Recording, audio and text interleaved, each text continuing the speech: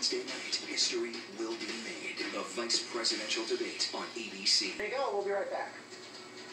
New report. Now reporting, chief anchor George Stephanopoulos. Good morning. We are coming on the air right now because we are about to hear from the president's medical team at Walter Reed Medical Center. Let's listen in right now. Commander Sean Conley. Breaking news right now. Sunday morning.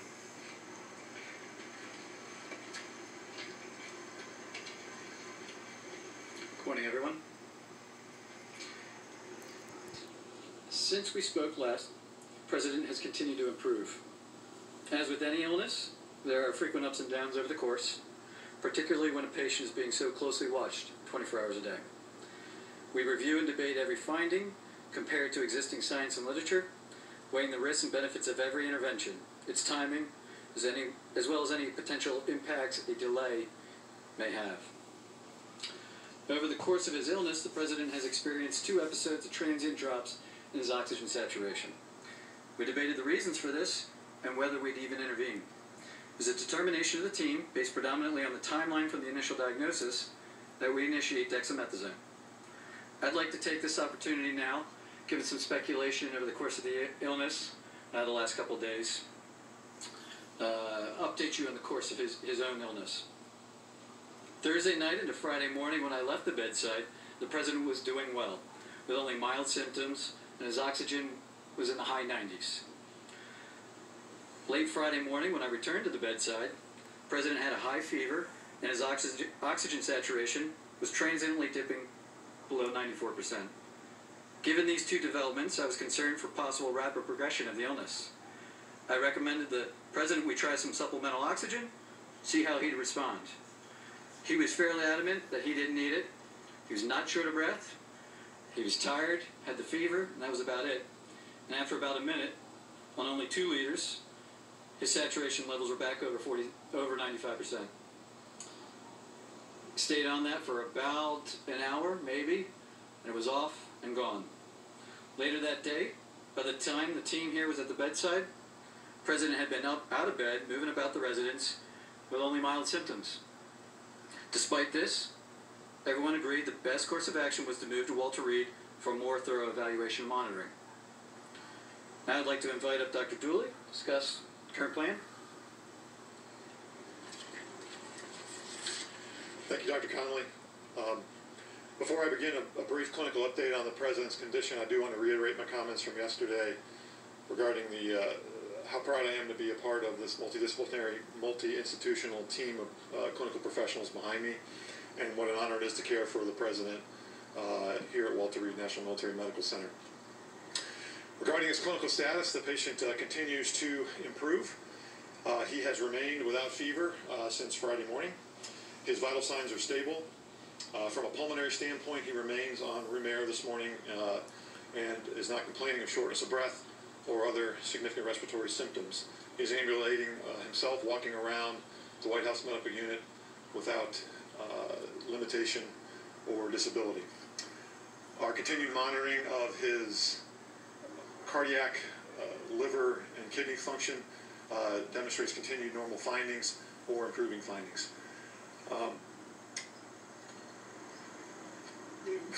And I'll now turn it over to Dr. Garibaldi from Johns Hopkins to talk about our therapeutics and, again, our plan for the day.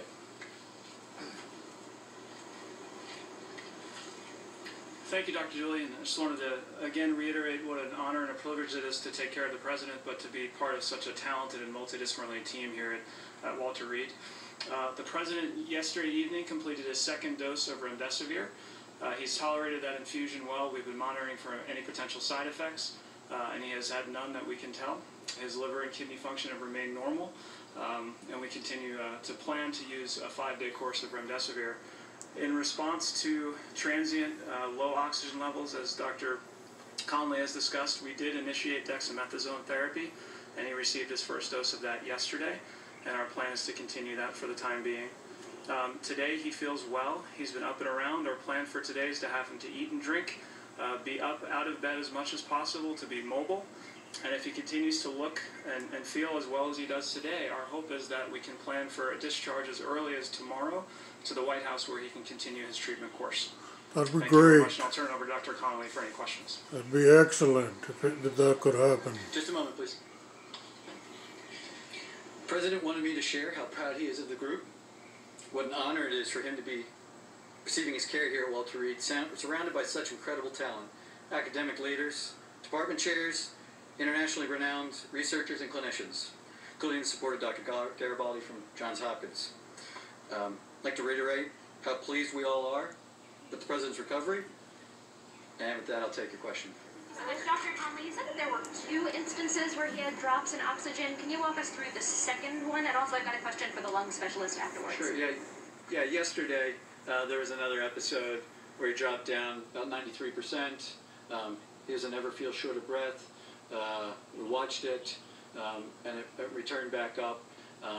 As I said, we evaluate all of these, and given the timeline where he is in the course of illness, we are trying to maximize everything that we could do for him, and we debated whether we'd even start it, the dexamethasone, and we decided that in this case, the potential benefits early on the course probably outweighed any risks at this time. Did you give him a second round of supplemental oxygen yesterday?